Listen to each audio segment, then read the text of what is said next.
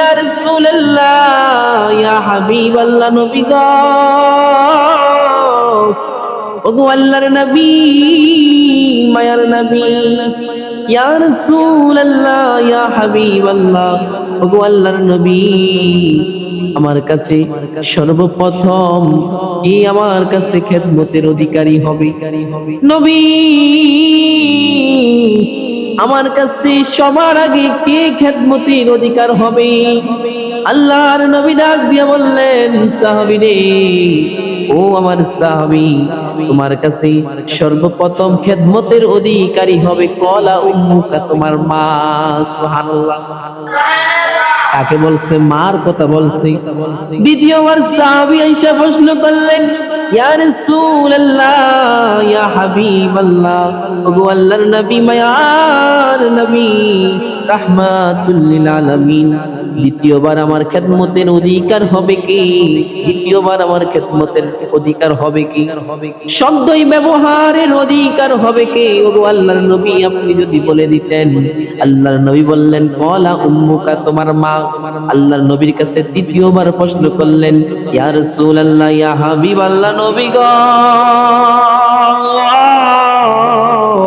ওগো আল্লাহর নবী, দ্বিতীয়বার আমার খেদমতের অধিকারী হবে কে? আমার নবী, মায়ার নবী, রাহমাতুল লিল আলামিন, ডাক দিয়া বললেন, সাহাবী রে,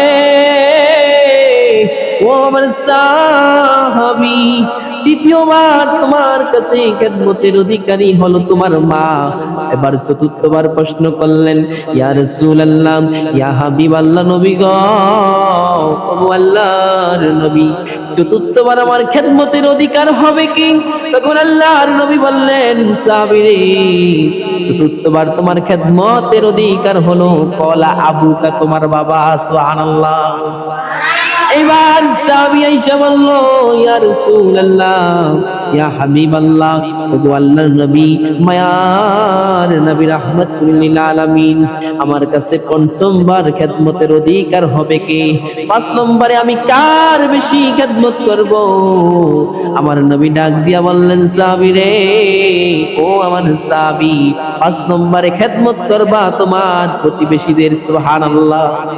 আগে আল্লাহর নবী, মায়ার নবী, রাহমাতুল লিল আলামিন, মায়ের কথা 3 বার বলেছেন, তারপরে বাবার কথা বলছেন, তারপরে প্রতিবেশীর কথা বলছেন। কারণ যেই মা 10 মাস 10 দিন তোমারে গর্ভে ধারণ করেছে, আরে মা, যেই মা তোমারে মাথার গাম পায়ে পালাইয়া কষ্টের পর কষ্ট কইরা তোমাকে দুনিয়ার বাতাস দেখাইছি, যেই মা বিজা জায়গা ছুইয়া তোমারে শুকনা জায়গা ছুয়াইছে, এই জন্য আমার নবী, মায়ার নবী, রাহমাতুল লিল আলামিন, মায়ের কথা 3 বার বলেছেন, তারপরে বাবার কথা বলছেন, তারপরে প্রতিবেশীর কথা বলছেন। কিন্তু আমাদের মধ্যে, সমাজের মধ্যে দেখা যায় আমরা প্রতিবেশীর খেদমতের জন্য ব্যস্ত হয়ে যাই, মা বাবার খেদমত করি না, মা বাবার খেদমত করি না। কিন্তু আমরা শ্বশুর শাশুড়ির জন্য, প্রতিবেশীর জন্য আমাদের খেদমতের কোনো অভাব নাই, ঠিক কিনা বলেন? এমন সন্তান আছে না? আসেনি বলেন? এমন সন্তান আছে, হাজার হাজারও আছে, মা বাঙ্গা করে বসে আছে, মা বাঙ্গা করে শুয়ে আছে, কিন্তু সন্তান 10 তলার উপরে থাকে, সুন্দর ফ্ল্যাটে থাকে, বিল্ডিং এর মধ্যে থাকে, কিন্তু জনম দুঃখিনী মা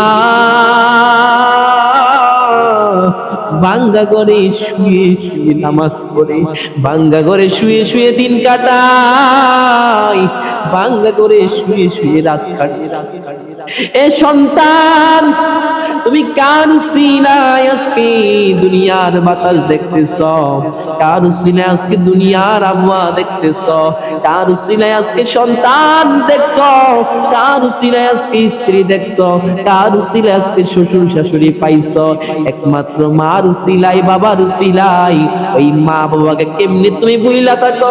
তুমি তো হতভাগা, তুমি এখনো চিনলা না, তুমি এখনো তোমার মাকে চিনলা না, তুমি এখনো তোমার বাবাকে চিনলা না। আজকে ওয়াদা করে নাও আর কখনো মা বাবার মনে কষ্ট দিব না।